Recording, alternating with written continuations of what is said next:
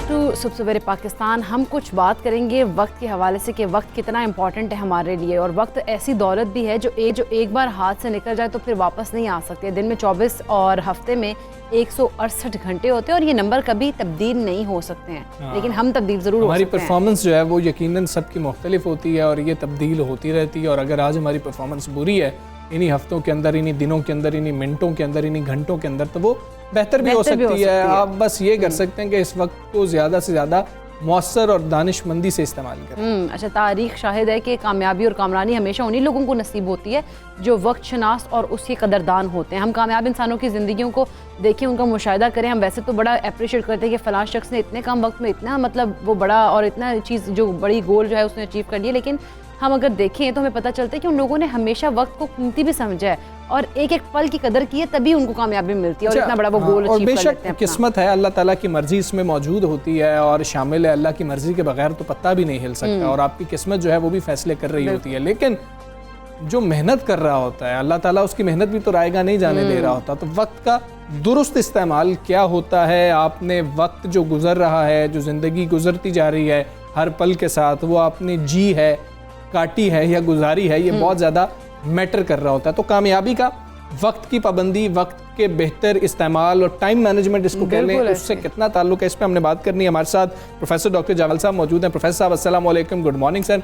Sir, हम बड़ा बचपन से सुनते आए हैं, बड़ा फेवरेट हमारे टीचर्स का भी ये मजमून हुआ करता था, वक्त की पाबंदी हमेशा आता होता था एग्जाम्स के अंदर और हम इसके ऊपर अशार भी कुछ याद कर रखे थे, लेकिन हम टाइम मैनेज कर नहीं सके। पहले तो बुनियादी वजह ये बता दें कि हम मैनेज क्यों नहीं कर सके और वक्त की पाबंदी ज़रूरी कितनी है?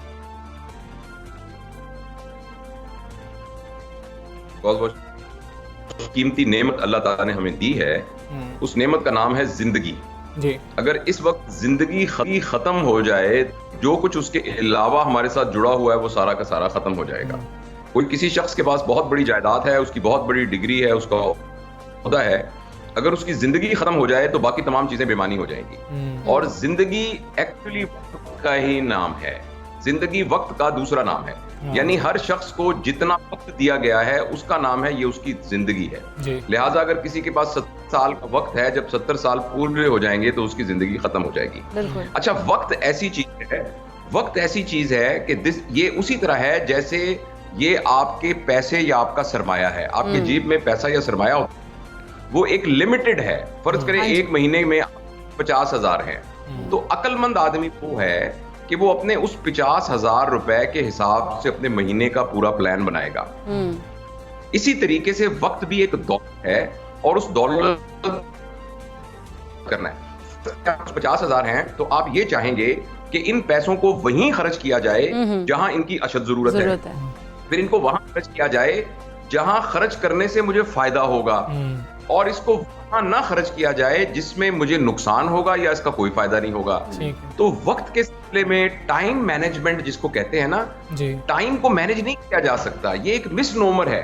टाइम तो खुद गुजरते रहना है। जिस तरीके से एक बर्फ पड़ी हुई है ना, आप कहें इस बर्फ को मैनेज करें, तो आप तो उसको मैनेज नहीं कर सकते, बर्फ ने पिघल जाना है। हम ये कर सकते हैं बर्फ को सड़क पर ही पिघलने दें, जिससे वो 10 बंदों के कपड़े खराब हो कीचड़ की वजह से, या उस बर्फ की सिल्क पानी के टब में मैनेज करें जिससे 50 आदमी ठंडा पानी पिए। तो वक्त के बारे में आपने शुरू में बेटा बात की है। वक्त के बारे में अहम चीज ये है कि हमें वक्त को मैनेज करने का मतलब है अपनी जिंदगी को मैनेज करना है, क्योंकि वक्त जिंदगी है। जिंदगी को मैनेज करने का मतलब ये है कि हमारी जिंदगी में एक वाज़े प्लान हो कि मैंने किन चीजों के ऊपर, क्या मेरी प्रायोरिटी नंबर 1 है, क्या मेरी प्रायोरिटी नंबर 2 है, क्या इस सिलसिले के अंदर एक टाइम, आपने मुख्तलिफ वर्कशॉप में देखा होगा, अगर टाइम मैनेजमेंट की वर्कशॉप है, जिंदगी को 4 कामों में तकसीम कर सकते हैं। पहले वो काम है जो अर्जेंट है और इम्पोर्टेंट है, यानी अभी मुझे पता लगे कि कमरे में आग लग गई है तो मैं बाकी काम छोड़ के आग बुझाने की तरफ चला जाऊंगा और मुझे पास कोई चॉइस नहीं है।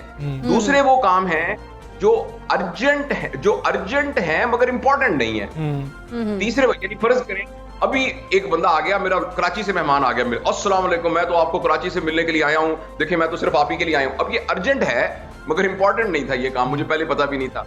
तीसरी वो कैटेगरी है जो नॉन अर्जेंट है और इंपॉर्टेंट है।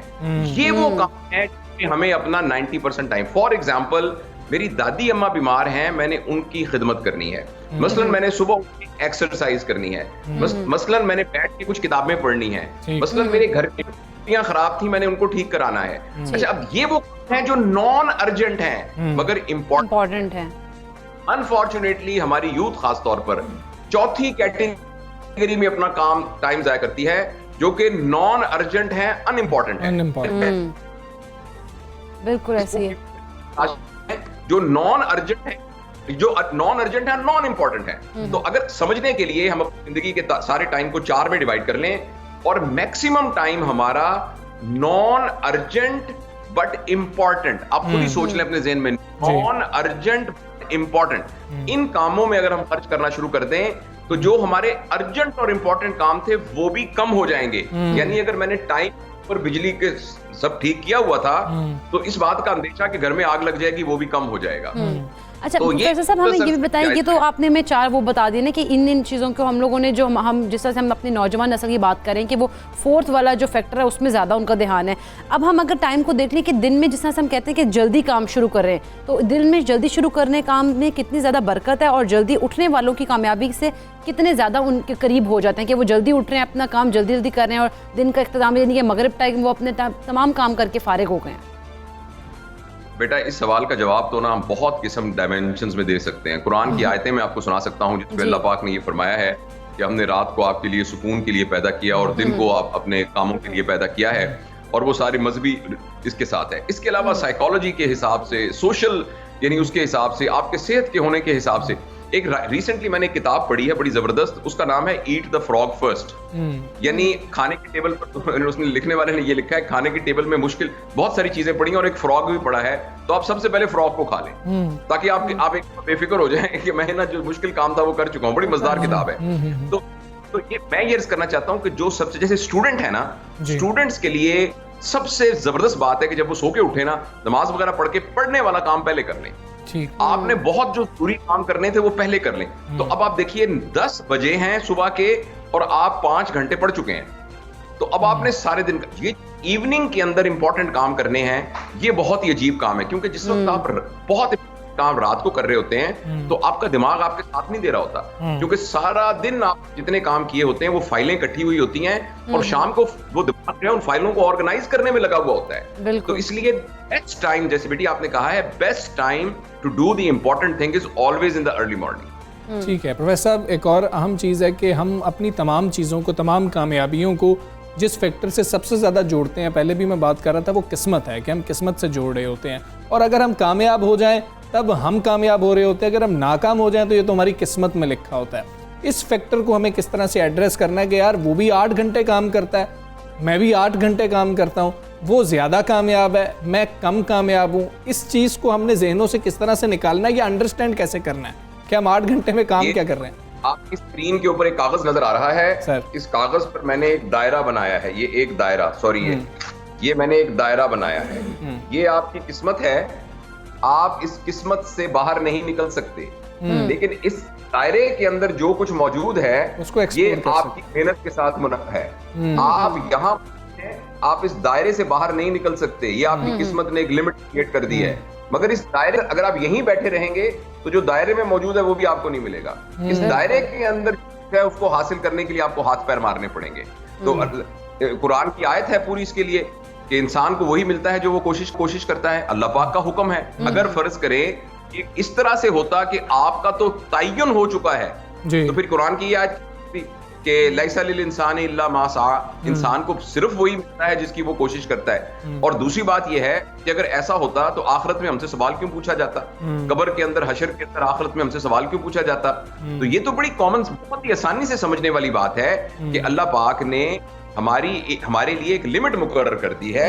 उस लिमिट के अंदर रहते रहते जो कुछ हमने अचीव करना है उसके लिए कोशिश है, मेहनत है, इरादा है, हिम्मत है, ये तमाम चीज़ें उसके साथ जुड़ी हुई है। बिल्कुल ठीक है। प्रोफेसर बहुत शुक्रिया आपका। सबसे पाकिस्तान से आप बात कर, बड़ी अहम चीज़ है कि अपने वक्त को बेहतर तरीके से जो है गुजारने की कोशिश कीजिए, इसको समझिए कि हमारे लिए इंपॉर्टेंट चीज़ें क्या हैं जो हमें करनी चाहिए और उनको अपनी प्रायोरिटी बनाइए। हमने तो प्रायोरिटी सेट नहीं की होती, हमने 1 जनवरी को हम करते हैं कि जी के मेरा 1 साल का गोल ये है ना, हम देखते हैं अचीवेबल है या नहीं है और फिर हम भूल जाते हैं। मुझे लगता है कि अच्छा वो सिर्फ हम बुक में लिखने के लिए ना, उसमें हम लिख देते हैं कि जी हमारा गोल 2020 का गोल ये है, 2021 का गोल ये है, और जो अब याद भी नहीं होगा जिन्होंने जो गोल बनाया होगा। लेकिन जो गोल आपने अगर डिसाइड कर ली है कि आपने ये इस गोल पे आपने साल के आखिर तक आपने पहुंचना है, इसको अचीव करना है, तो उसके लिए फिर मेहनत पूरा साल उतनी ही करनी चाहिए ताकि आप उसको अचीव भी कर सकें।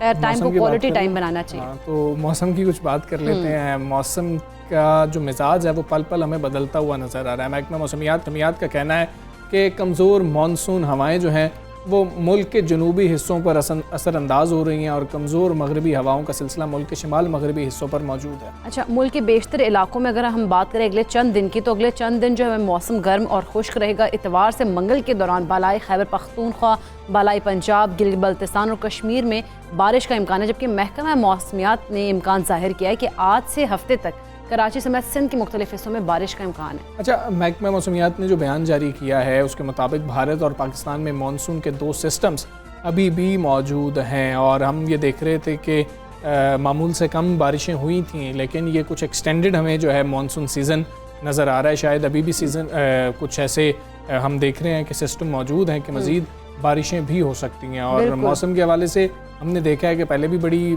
मतलब 3-4 रोज पहले तो बड़ी ज़्यादा बारिश होती रही है, बड़ी बारिश होती है। लेकिन हमजा कल की अगर हम बात करें तो कल अच्छी खासी गर्मी थी और पता लग रहा था कि जैसे कि ना वाकई में पता नहीं अब दोबारा से वही वाली जो है वो इतनी हब्बस और वो सारी चीज़ें वापस आ गई हैं, क्योंकि पिछले जो 2-3 दिन जब बारिश होती रही है तो रात को ठंड लगती थी और मैं तो एसी को भी बंद कर देती कि यार अब नहीं एसी नहीं हो, एसी ऑफ कर देना चाहिए। ऐसा हुआ, लेकिन फिर से मेरा ख्याल है एसी चालू हो गया। हाँ, दोबारा से चल पड़े, ऑब्वियस सी बात है। अच्छा, एक और अहम चीज़ कि जो जानना बहुत ज़्यादा ज़रूरी है कि कल मैच होने वाला है रावलपिंडी में। रावलपिंडी का मौसम कैसा रहेगा, क्या बारिश तो नहीं होगी और मैच जो है वो ख़राब होने की कोई उम्मीद है? वेस्ट इंडीज़ के खिलाफ हमारी सीरीज़ जो है अच्छी नहीं रही है। बात करेंगे डायरेक्टर महकमा मौसमियात सरदार सरफराज साहब हमारे साथ मौजूद हैं। सरदार साहब अस्सलाम वालेकुम, गुड मॉर्निंग। सर, सबसे पहले पिंडी की बात कर लेते हैं। कल पिंडी का मौसम कैसा रहने वाला है, कोई बारिश की उम्मीद या तवक्को तो नहीं है?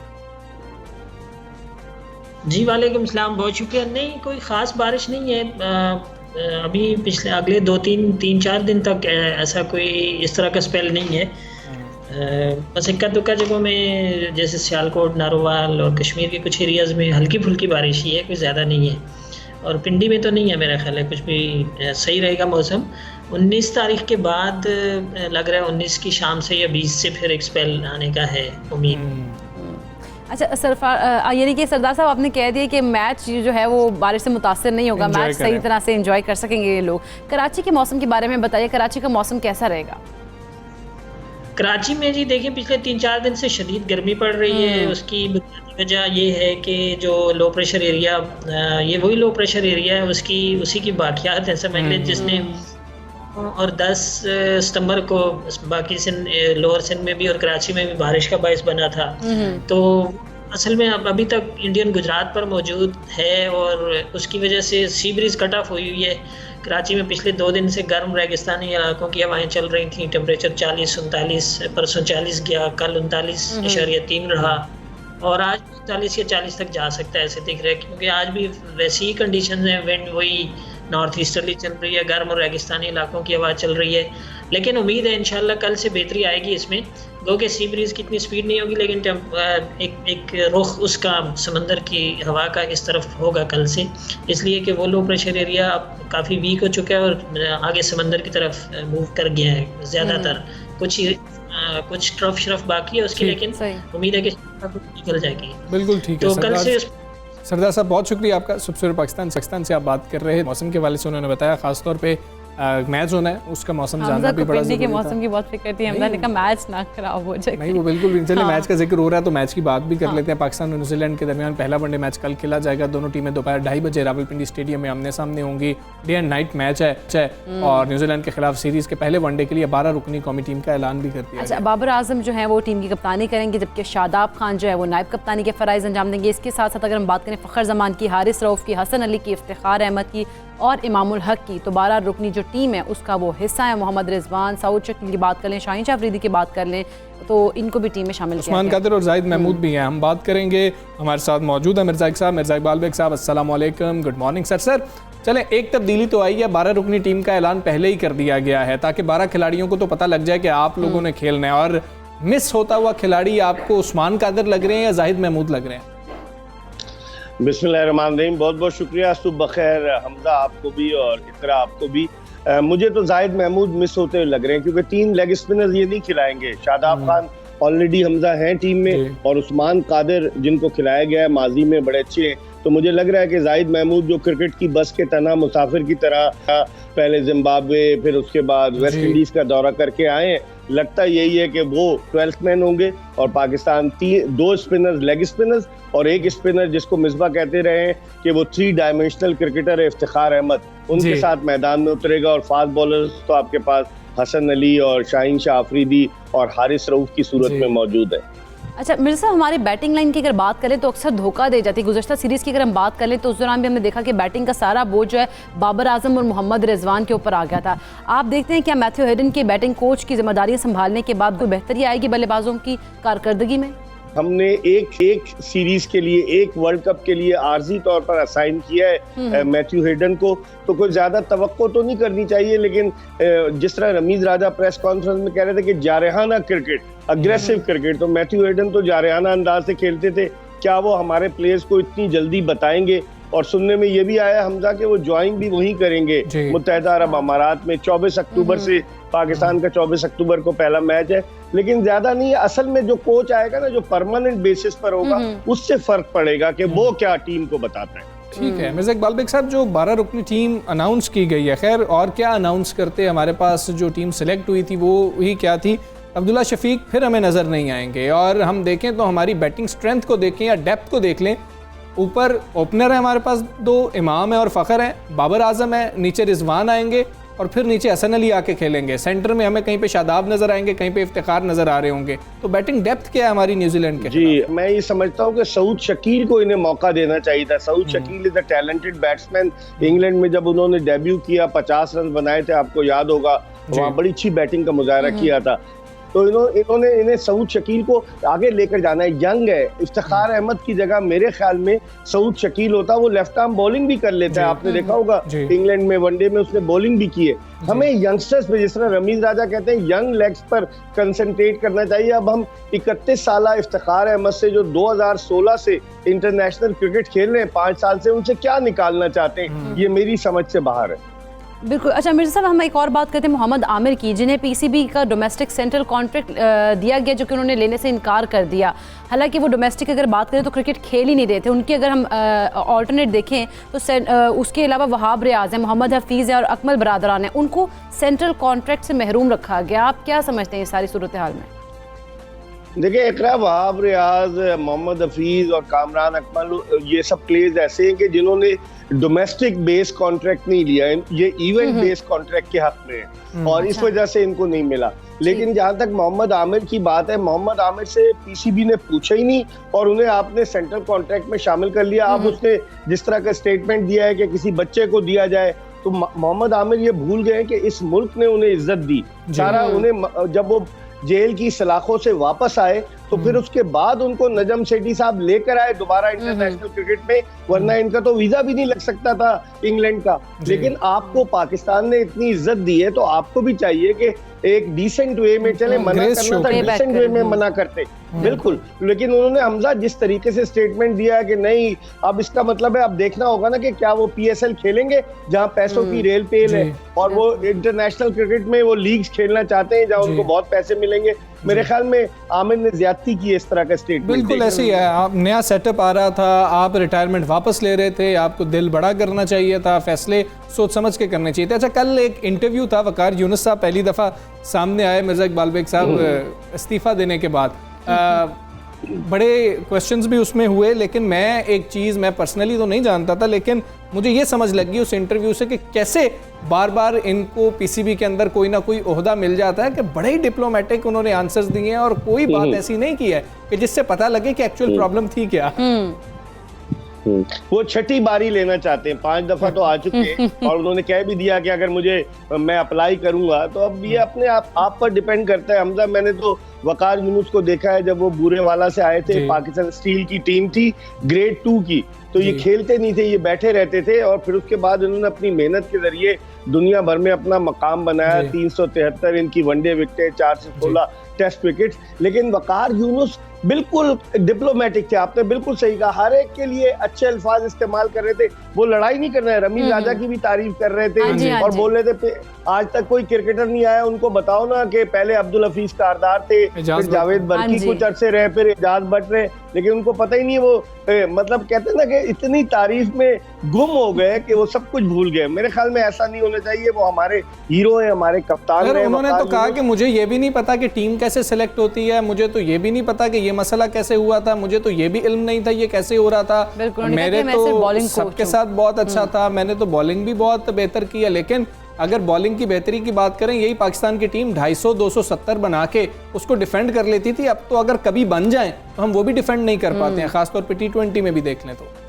हमजा, आपने सही पॉइंट रेज किया, और लेकिन उन्हें इस बात का तो इल्म था कि लाखों रुपए माहाना तनख्वाह उनके अकाउंट में आ रही थी। अगर उन्हें ये इल्म नहीं था कि कौन सा खिलाड़ी लिया गया है, कौन सा नहीं लिया गया, उन्हें इस बात का तो इल्म था कि तनख्वाह उनकी बर वक्त आ रही। मैं तो हैरान होता हूँ, आप मुझे बताएं, हालांकि मेरे बड़े अच्छे ताल्लुकात हैं उनसे, लेकिन मुझे बताएं कि कितने फास्ट बॉलर्स उन्होंने प्रोड्यूस किए। मूसा को लाए, वो बाहर हो गए, नसीम शाह को लाए, वो बाहर हो गए, हसनैन को लाए, वो खेलते हैं कभी नहीं खिलाते, उस्मान शिनवारी बाहर हो गए, जुनैद खान के साथ इन्होंने जुल्म रवा रखा, वो उसका करियर ही खत्म हो गया। तो क्या उन्होंने किया है आप मुझे बताएं ना, कितने बॉलर्स लेकर आए। शाहीन शाह अफरीदी का वो क्रेडिट लेते हैं, लेकिन शाहीन शाह अफरीदी तो लाहौर कलंदर्स में थे, आकिब जावेद ने उनके साथ काम किया, और शाहीन शाह अफरीदी के बड़े भाई रियाज अफरीदी वो टेस्ट क्रिकेटर है, उन्होंने काम किया। तो फिर ये क्रेडिट किस बात का लेते हैं? अगली नौकरी की तैयारी कर रहे हैं, अगली बारी फिर हमारी। ठीक है मिर्ज़ा इकबाल बेग साहब, बहुत शुक्रिया आपका। पाकिस्तान से आप बात कर रहे थे, बड़ा अहम था वो इंटरव्यू के, उसमें कोई इस तरह से सीधी बात नहीं थी कि जिससे आप कुछ नई रिजीम आई है तो नई रिजीम में फिर नई टीम वो लेके आती है, वो इस तरह की बातें करके गोलमोल करे थे। मुझे खुद उसमें कोई भी आंसर, कोई टू द पॉइंट आंसर नहीं मिला जिसको हम डिस्कस कर सकें जी कि उन्होंने ये बुनियादी वजह बताई है। बुनियादी वजह यही है कि क्योंकि मिसबा जा रहे थे, तो मैंने भी जाना था। खैर, हमें इजाजत दीजिए, अपना बहुत ख्याल रखिए, अल्लाह हाफ़िज़।